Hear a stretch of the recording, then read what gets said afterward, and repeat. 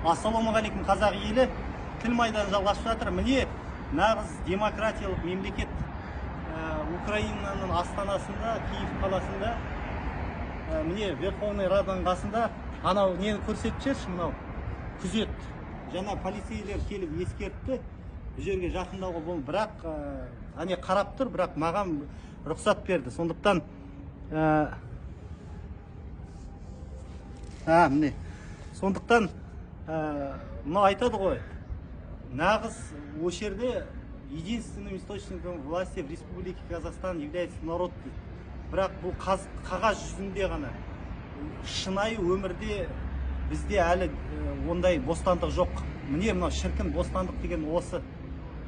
Халық осындай келіп не істегісі келеді емес, бірақ бостандық жерде ешқандай шектеу жоқ. Бұл жерде полицияның анандай бізде секілді бөткелер, мынау Ақорданың қасына бір шақырымға жолауға болмайды деген ондай әңгіме жоқ.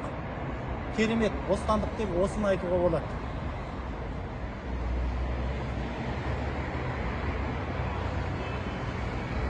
Сондықтан тіпті мынандай күзетте тұрғанда бұлай осындай күзеттің қасына жақындай алмайсың.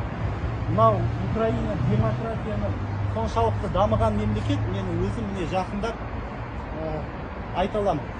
Мысалы, слава Украине деп айтсам да керемет, маған жолама деп ешкім кедергі жасап атқан жоқ.